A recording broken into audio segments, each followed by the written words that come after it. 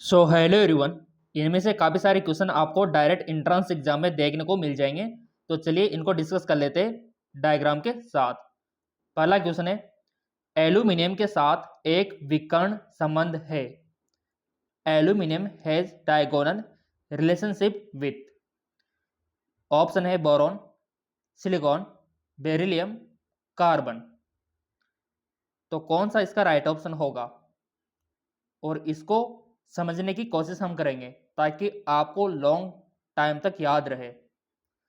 तो एल्यूमिनियम के साथ जो विकर्ण संबंध बनाता है, इसका राइट ऑप्शन होगा बेरिलियम, क्योंकि बेरिलियम ही इसी के साथ विकर्ण संबंध बनाता है एल्यूमिनियम के साथ। अब आप बोलेंगे सर कैसे, तो चलो इसको एक्सप्लेन कर देते हैं।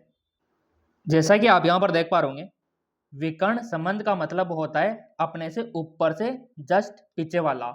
जैसे कि एल्यूमिनियम से जस्ट ऊपर क्या है, बोरॉन, तो इससे जस्ट पीछे क्या है, बेरिलियम। यानी कि इस प्रकार से तिरछा जो रिलेशन बनता है विकर्ण, इसको बोलते हैं।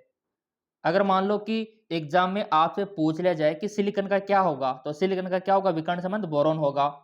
और आपसे पूछ लिया जाए कि मैग्नीशियम का विकर्ण संबंध क्या होगा, तो लिथियम होगा। ऐसे आपको आंसर करना होता है।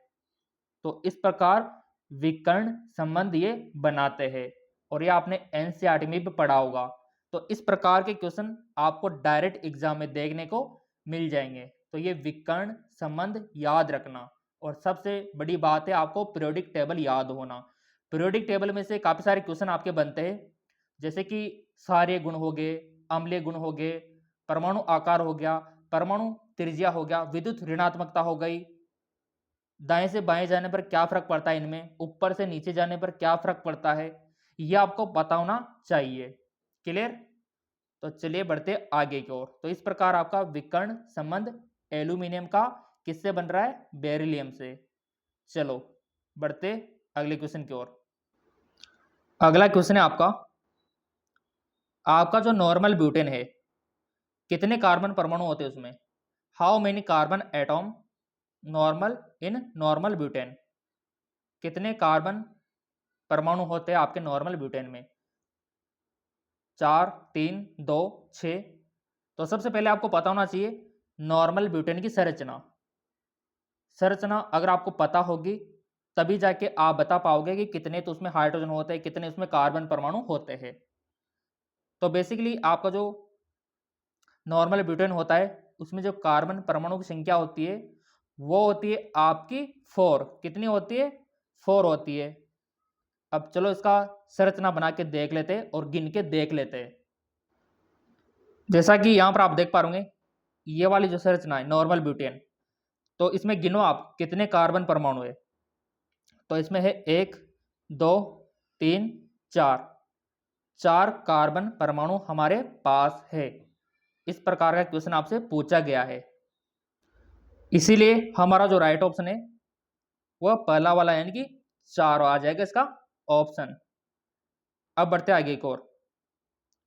बेकिंग पाउडर का एक घटक है, integrate of baking powder, borax, sodium carbonate, sodium chloride या सोडियम बाइकार्बोनेट।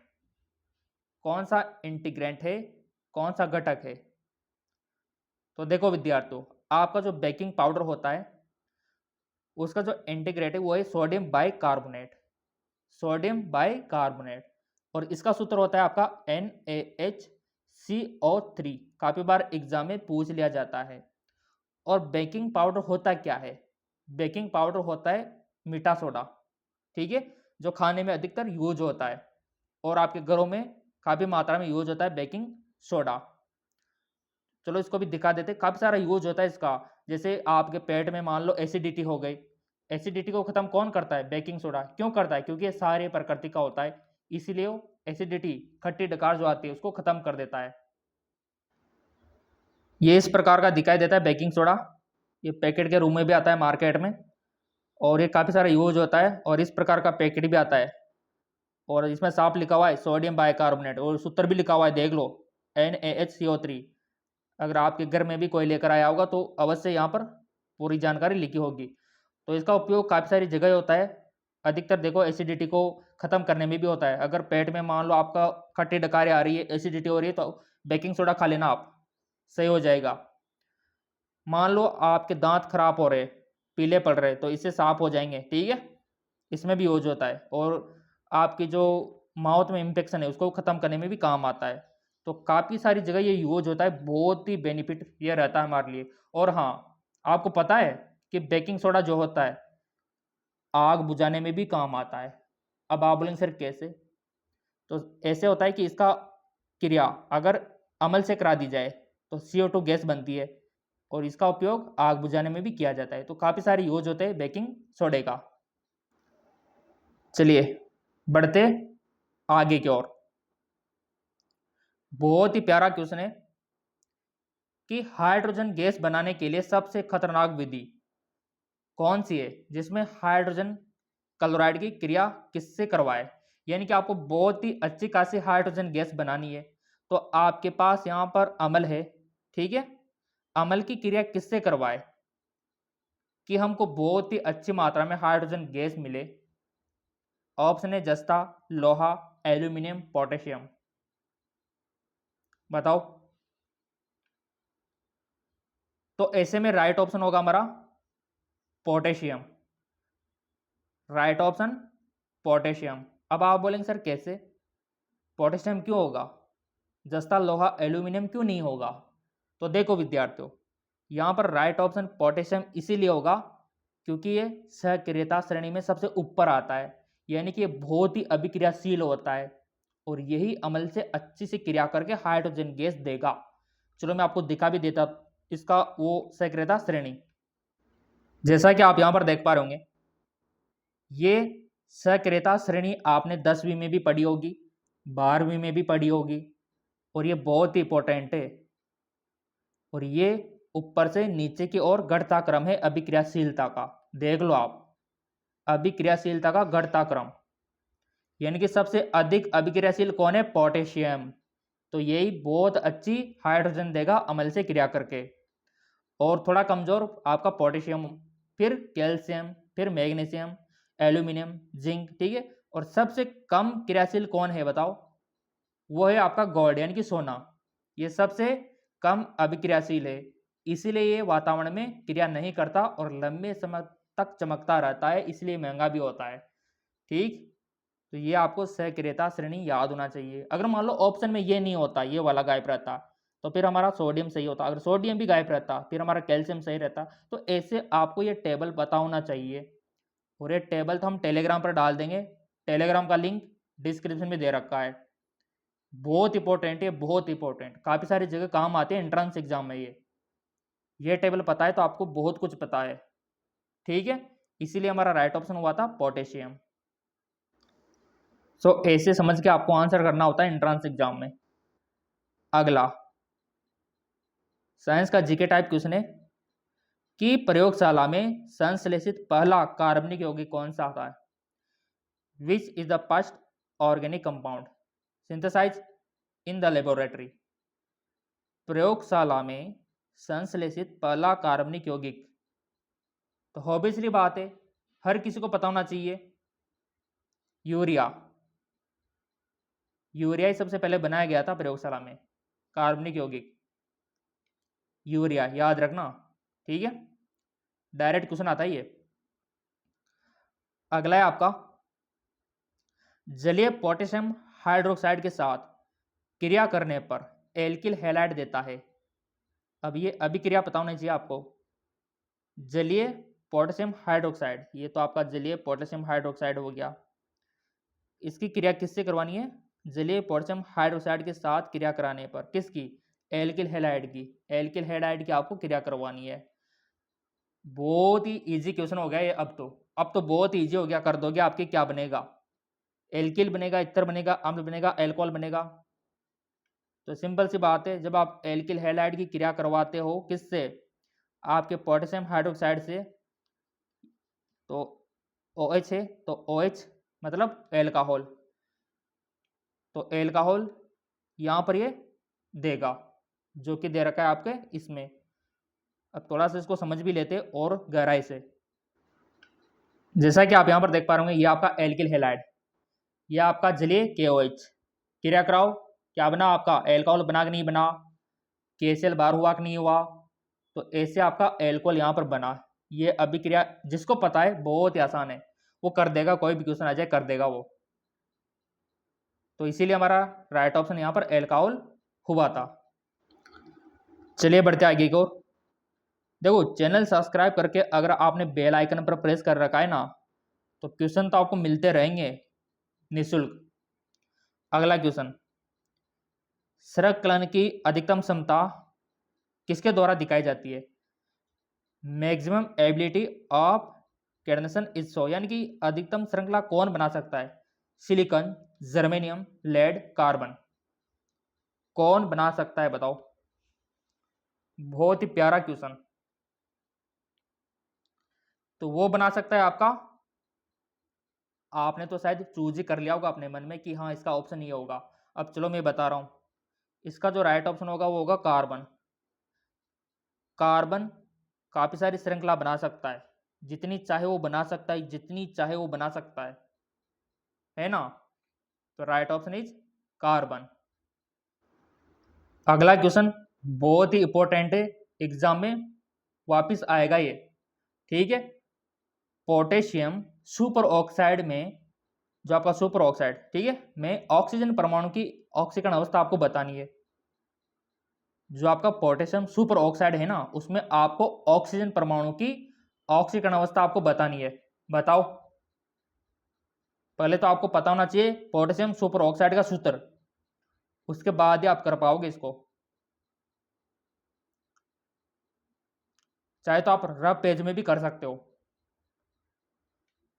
चाहे तो आप वीडियो को पॉज करके आराम से कर सकते हो और फिर आंसर दे सकते हो। ऑप्शन है -1/2, दूसरा है -2, तीसरा है -1 और चौथा है 0।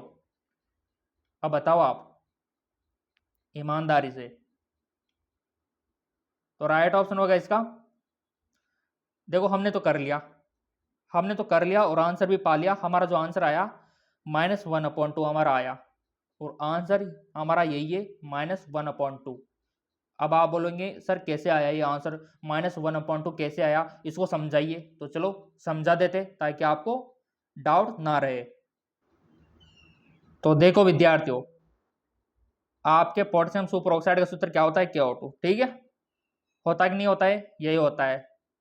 तो पोटेशियम का तो पता है हमको, ठीक है, 1।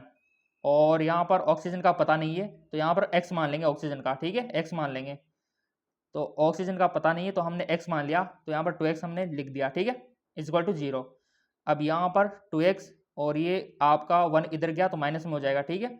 अब यहाँ पर x, ये 2 नीचे चला जाएगा, -1/2। कितना आसान है, देखो आप, कितना प्यारा क्वेश्चन था। और हर बार ऑक्सीकरण अवस्था, ऑक्सीडेशन स्टेट से क्वेश्चन बनता है। इस प्रकार से भी निकाल सकते हो चाहो तो आप, दोनों तरीके सेम ही है, क्योंकि वही आपको x मानना पड़ेगा ऑक्सीजन का, ठीक है, और वैसे आपको करना होगा और आपका आंसर ये आएगा -1/2। तो ऐसे समझ के करना होता है आपको, रटना नहीं होता। तो आप समझ के करोगे तो आपको कोई भी फेल नहीं कर सकता, कोई भी एंट्रेंस एग्जाम आप पास कर सकते हो, ठीक है। तो ऑक्सीजन का आ गया -1/2। तो ऐसे आपको वहां पर भी एग्जाम में रफ पेज पे करके सीधा टिक मार देना है और नंबर प्राप्त कर लेने हैं। अब बढ़ते आगे की ओर। बहुत ही प्यारा सवाल है, और ये जिसको आ गया समझो टॉपर की लिस्ट में नाम पक्का। निम्न में से कौन सा लुईस बेस नहीं है? Which of the following is not a Lewis base? यानी कि आपको पता होना चाहिए कि कौन कौन से यहां पर लुईस बेस होते हैं और कौन कौन से लुईस एसिड होते हैं। अगर ये दोनों पता है तो कोई भी क्वेश्चन आ जाए आप कर दोगे। क्या आपको पता है कि लुईस बेस कौन कौन से होते हैं, लुईस एसिड कौन कौन से होते हैं? तो हमको तो पता है, देखो विद्यार्थियों, याद कर रखा है, और दोनों के बीच में बहुत बड़ा अंतर आपको पता होना चाहिए। तो इसका जो राइट ऑप्शन होगा वो होगा, क्योंकि यहाँ पर लुईस बेस नहीं है तो लुईस बेस आखिर है कौन कौन से? तो यहाँ पर लुईस बेस आपका जल भी है, H2O क्या है? लुईस बेस है। और O2 माइनस क्या है? लुईस बेस है। NH3 क्या है? लुईस बेस है। ये तो हमारे लुईस बेस है। क्वेश्चन ने पूछा है कि नहीं है, तो वो हमारा I+ नहीं है। तो ऐसे आपको पता होना चाहिए। अब आप बोलोगे सर लिस्ट हमको बता दो ना कि कौन कौन से लुईस बेस होते हैं, कौन कौन से लुईस एसिड होते हैं। तो चलो लिस्ट में आपको दिखा देता हूँ। तो यहाँ पर आप देख पा रहे होंगे, ये आपके लुईस बेस, ये आपका NH3 भी क्या है? Lewis base. ये आपका जल H2 भी क्या है? Lewis base. आपका HO Lewis base, NO3 Lewis base, SO4 Lewis base, benzene Lewis base. तो ये इधर ये आपके लुईस बेस है और ये लुईस एसिड। मान लो क्वेश्चन तो यहाँ से भी बन सकता है कि कौन सा लुईस एसिड नहीं है। तो लुईस एसिड कौन कौन से होते हैं? BF3, LCl3, L3, H+, K+, ये होते हैं आपके लुईस एसिड। अब आप बोलेंगे सर ये लुईस बेस क्या होता है, लुईस एसिड क्या होता है? तो ये दोनों में अंतर देख लो आप। लुईस एसिड वो होता है जो एक्सेप्ट इलेक्ट्रॉन, और लुईस बेस वो होता है जो डोनेट इलेक्ट्रॉन। लुईस एसिड वो होता है जो इलेक्ट्रॉन फिलिक होता है और ये न्यूक्लियोफिलिक होता है। लुईस एसिड वो होता है जो कैटायन होता है, लुईस बेस आपका एनायन होता है। लुईस एसिड आपका D block D orbital present होता है, लुईस बेस में नहीं होता। और इधर एग्जांपल देख लो आपके लुईस एसिड के H+,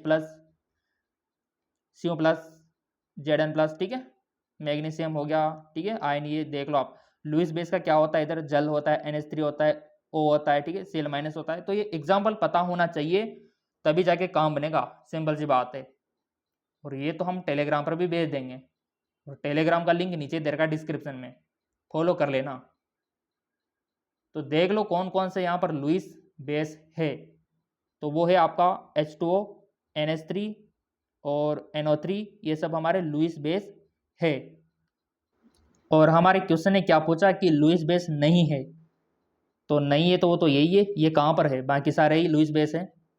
ऐसे आंसर करना होता है आपको बच्चों, क्लियर? तो इसीलिए हमारा राइट ऑप्शन क्या हो गया? ये वाला, क्योंकि ये लुईस बेस है ही नहीं, बाकी के सब लुईस बेस है, तीनों के तीनों।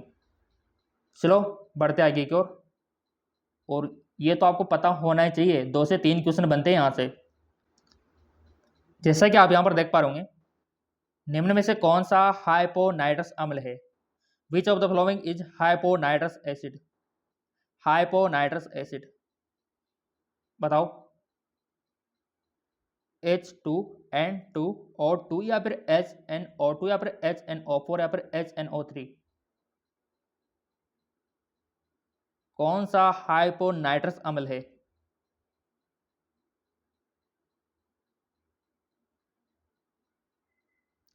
हाइपोनाइट्रस अम्ल का सूत्र पता होना चाहिए बस। और हाइपोनाइट्रस अम्ल का सूत्र होता है H2N2O2, ये होता है आपके हाइपोनाइट्रस अम्ल का सूत्र। और ये कहाँ पर दे रखा है देख लो आपके ए वाले में। तो यही हमारा राइट ऑप्शन होगा। अगला, निम्न में कौन एक ट्राइहाइड्रिक एल्कोहल है? Trihydric alcohol, which of the following is trihydric alcohol? Ethylene glycol, glycerol, trimethyl glycol, propylene glycol. अब बताओ आप कौन सा होता है, बताओ। ट्राइहाइड्रिक एल्कोहल वो होता है आपका ग्लिसरॉल, ठीक है, ग्लिसरॉल, ये होता है आपका ट्राइहाइड्रिक एल्कोहल। अब आप बोलेंगे सर कैसे होता है? तो चलो संरचना में आपको दिखा देता हूँ। जैसा कि आप यहाँ पर देख पा रहे होंगे, ये होता है आपका ट्राइहाइड्रिक एल्कोहल। 1 2 3 देख लो अच्छे से, ये ग्लिसरॉल का संरचना सूत्र 1 2 3। तो ये आपका ग्लिसरॉल, इसको ट्राइहाइड्रिक, ठीक। सो ग्लिसरॉल इज राइट ऑप्शन। अगला, अगला यहां पर, निम्न में कौन सा एक रेडियोधर्मी है? Which of the flowing is radioactive? Deuterium, tritanium, helium, hydrogen. कौन सा रेडियोधर्मी है?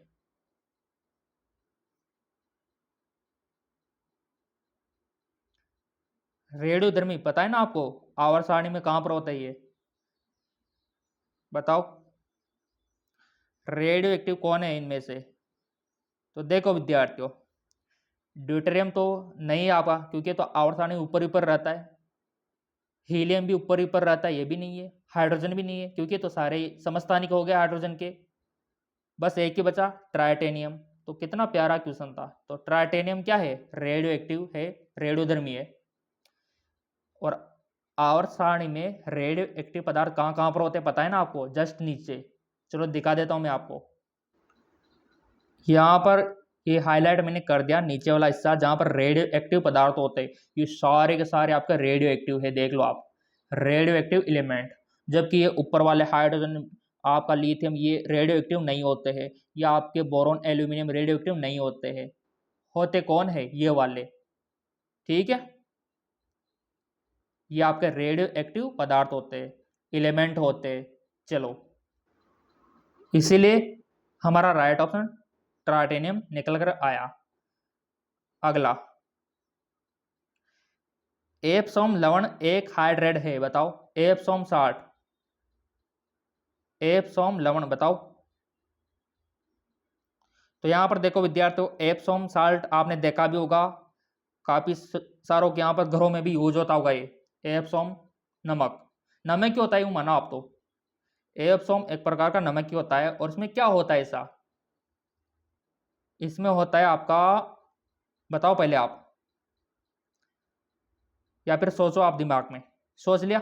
चलो, इसमें होता है मैग्नीशियम सल्फेट। क्या होता है? Magnesium sulphate. और ये किस प्रकार का दिखाई देता है? चलो देख लेते हैं इसको। ये इस प्रकार का पैकिंग के रूप में आता है मार्केट में, एप्सोम सॉल्ट। ये होता है एप्सोम सॉल्ट, नमक टाइप का। और जिन्होंने थोड़ा सा इसकी थैली में या फिर पैकिंग में थोड़ा सा ध्यान दिया होगा, तो यहाँ पर मैग्नीशियम सल्फेट भी दिखा होगा आपको, देख लो आप। तो ये ध्यान देने योग्य बात है। ये एप्सोम सॉल्ट ऐसे पैकिंग में आता है और लिखा भी होता है कि मैग्नीशियम सल्फेट नीचे। तो ध्यान दिया करो ऐसे पैकिंग वाली चीज़ों पे, काफ़ी सारा तो आपको वहीं से याद हो जाता है। तो यहाँ पर मैग्नीशियम सल्फेट इसीलिए हमारा राइट ऑप्शन हुआ। ये इस प्रकार पैकिंग के रूप में आता है। ठीक है, तो इसीलिए राइट ऑप्शन मैग्नीशियम सल्फेट। क्योंकि काफ़ी सारे सॉल्ट होते हैं, आपने देखा होगा कि एक साधारण नमक होता है, ठीक है, एक आयोडीन युक्त नमक होता है, एक सेंधा नमक होता है, एक काला नमक होता है, एक एप्सोम लवण नमक होता है। ये टाइप है इसके। ठीक, चलो अब बढ़ते आगे की ओर। याद रखना मैग्नीशियम सल्फेट। किसके नाभिक में 6 प्रोटॉन पाए जाते हैं? 6 proton are found in nucleus, बताओ। किसके नाभिक में 6 प्रोटॉन? बच्चों वाला क्वेश्चन मान सकते हो, बट काफी सारों को नहीं आएगा ये। किसमें होते 6 प्रोटॉन? परमाणु संख्या भी वही है। Very good, carbon. ठीक है, कार्बन में होती है। इसके नाभिक में 6 प्रोटॉन होते हैं। तो राइट ऑप्शन इज यहां पर हमारा कार्बन। अगला, ओजोन ऑक्सीजन से किस तरह संबंधित है? Ozone related to oxygen. तो कुल मिला के सिंबल से बात है, अपर रूप है। कुल मिला के बात ही है, अपर रूप है। ठीक है, एलोट्रॉप अपर रूप ही है। ठीक है, याद रखना। चलो, उदरपातन एक प्रक्रिया है जहां एक टॉस होता है।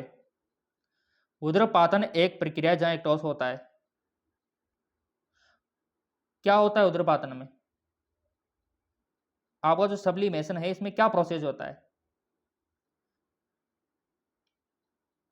धीरे धीरे पकना, पिघलना, फिर उबलना, द्रव अवस्था में परिवर्तन, वाष्प अवस्था में परिवर्तन, बताओ। तो बहुत ही आसान है। उदरपातन में एक्चुअली होता क्या है? कोई भी ठोस पदार्थ बिना किसी लिक्विड फॉर्म में, द्रव में बिना बदले ही गैस अवस्था में बदल जाता है, वाष्प में बदल जाता है। इसी को उदरपातन, सब्लिमेशन बोलते हैं, यानी कि वाष्प अवस्था में परिवर्तन। राइट ऑप्शन ये होगा हमारा, वाष्प अवस्था में परिवर्तन। किसी ठोस का डायरेक्ट वाष्प अवस्था में परिवर्तन, वो होता है ऊर्ध्वपातन। क्लियर? चलते बढ़ते आगे की ओर। अब ये क्वेश्चन जिसको आ गया समझो सिलेक्शन हो गया, उसका सिलेक्शन हो गया समझो आप। एक गैस आदर्श व्यवहार से सबसे अधिक विचलित होती है जब इसका अधीन होता है। A gas divert most from ideal behaviour when is subjected to. कब होता है बताओ? एक आदर्श व्यवहार से सबसे अधिक विचलित होती है, बताओ कब होती है? कम तापमान हो, उच्च दाब हो, या फिर कम तापमान हो, कम दाब हो, या फिर हाई टेम्परेचर, या फिर हाई प्रेशर, या फिर हाई टेम्परेचर लो प्रेशर। ये बहुत इंपॉर्टेंट है आपके लिए। तो देखो विद्यार्थियों, जो भी आपका मत है वो आपने रख दिया होगा। अब यहाँ पर हम हमारा मत यहाँ पर रख रहे हैं। क्लियर? तो एक आदर्श व्यवहार सबसे अधिक विचलित कब होती है? जिसमें आपका कम तापमान, यानी कि इसके लिए आपका जो टेम्परेचर है ना वो कम होना चाहिए, और आपका जो प्रेशर है ना वो हाई होना चाहिए। ये वाली कंडीशन होना चाहिए, कम तापमान उच्च दाब, और ये दे रखा है आपके पहले वाले में। तो यही हमारा क्या होगा? राइट ऑप्शन होगा। तो ऐसे आपको पता रखना है। ज्यामितीय समावेव, ज्यामितीय समावेव क्या होता है इसमें बताओ? ध्रुवीकृत प्रकाश के थल का घूर्णन होता है, या एक असमित कार्बन परमाणु शामिल है, या फिर एक त्रिबंध शामिल है, या फिर कार्बन कार्बन द्विबंध शामिल है। क्या शामिल है इसमें? ज्योमेट्रिक आइसोमर में क्या शामिल है?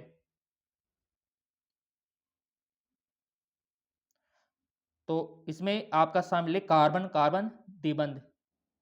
अब आप बोलोगे सर कैसे? तो देख लो आप, चलो मैं दिखा देता हूं आपको। ये है आपका आइसोमर, ठीक है, ज्योमेट्रिकल। तो कार्बन कार्बन द्विबंध है कि नहीं है ना? तो इसीलिए राइट ऑप्शन हमारा कार्बन कार्बन द्विबंध हुआ। क्लियर? अगला, रेफ्रिजरेटर में तरल अमोनिया का उपयोग किया जाता है, क्यों? रेफ्रिजरेटर यानी कि आपका जो घरों में फ्रिज होता है ना, फ्रिज, उसमें जो अमोनिया का उपयोग किया जाता है, क्यों किया जाता है? यह उच्च वाष्पीकरण उष्मा रखता है, यह उच्च द्विध्रुव आघूर्ण रखता है, इसकी सार्यता का, या फिर इसका स्थिरांक का, बताओ। तो आपके फ्रिज में तरल अमोनिया का उपयोग क्यों यूज होता है इसमें? वो इसलिए होता है विद्यार्थियों क्योंकि ये उच्च वाष्पीकरण उष्मा रखती है, हाई हीट एवोपरेशन, इसीलिए उसका उपयोग किया जाता है फ्रिज में। अब इसका डायग्राम भी देख लेते हैं ताकि आपको याद रहे। जैसा कि आप यहाँ पर देख पा रहे होंगे, ये आपका फ्रिज है, ठीक है, और इसमें ये हीट आउट तो यहाँ से होती है और कोल्ड आउट यहाँ होती है, ठीक है, और ये कंप्रेशन यहाँ होता है और ये ऑपरेशन यहाँ होता है, ठीक है। अब इसमें ये रहा आपका स्पेस फ्रिज का, ठीक है। तो इस प्रकार की क्रिया उसमें रहती है, पूरा का पूरा सिस्टम इस प्रकार से रहता है आपके फ्रिज का, इस प्रकार का। इसीलिए इसका राइट ऑप्शन क्या है? उच्च वाष्पीकरण उष्मा रखती है। अब काफी सारे विद्यार्थियों के कमेंट आते सर ये पूरा का पूरा पीडीएफ हमको चाहिए, तो मिल जाएगा ना आपको। एमकेएस अकेडमी ऐप को डाउनलोड करो, वहां से कोर्स आपको बाय करना होगा और सारे पीडीएफ आप पा सकते हो। एमकेएस अकेडमी जो ऐप है उसका लिंक नीचे दे रखा है डिस्क्रिप्शन में, वहां से आप डाउनलोड कर सकते हो और ये पीडीएफ आप पा सकते हो। लिंक डिस्क्रिप्शन में दिया हुआ है।